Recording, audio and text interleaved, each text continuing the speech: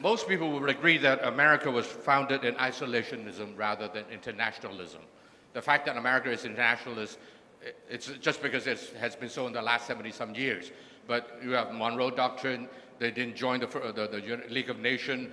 Up to today, they still don't pay the United Nations dues for 20-some years. Nobody dared to say a word. And then in the last 20, 30 years, it seems that America is going back to that habit. And Trump certainly exacerbated that process. What will the new world order look like with America retreating?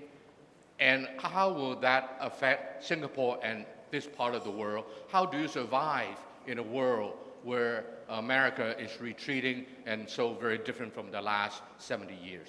I don't think America is retreating. I think America is rethinking its role, saying America very broadly, because this is not a universal attitude in America, but certainly the administration is rethinking America's role in the world.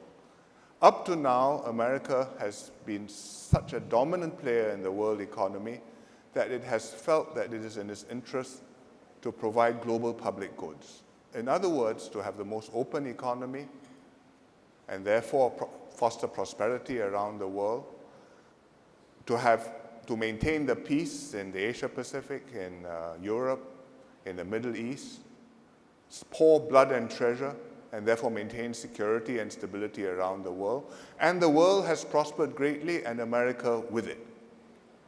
But now that America is maybe 20+% of the world's GDP, when after the war they were perhaps half, depending on whose calculation you believe, they're asking themselves, should I do this or should I not put America first and deal one-on-one? And each time I deal one-on-one, America chances are, will be bigger than the other party, and I'll get a better deal. So instead of dealing with Mexico and Canada, I'll settle with Mexico first. Now, Canada, would you like to settle? Next, Japan, will you like to settle? Next, Europe, will you like to settle?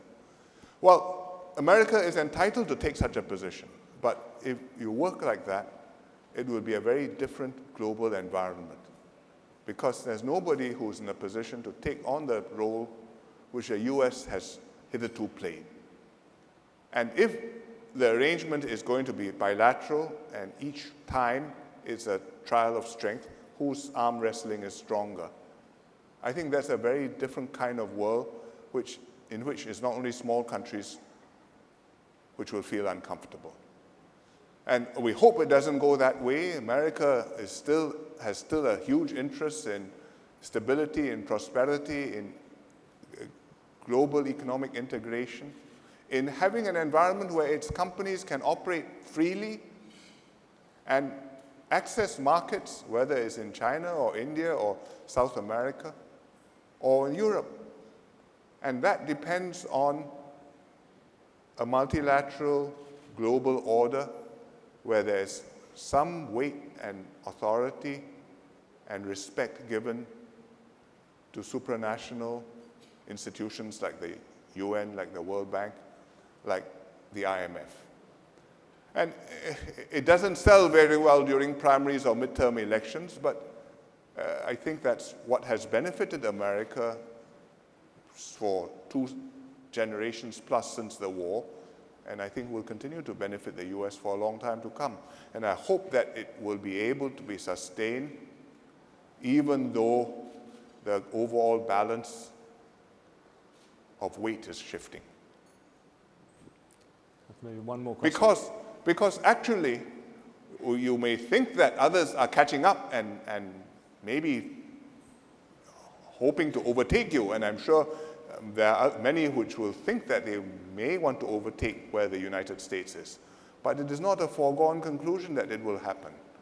And you really ought to work on the basis that America is confident, it has been able to reinvent itself, it has had many ups and downs before, and as your president always used to say, nobody has won by betting against the US.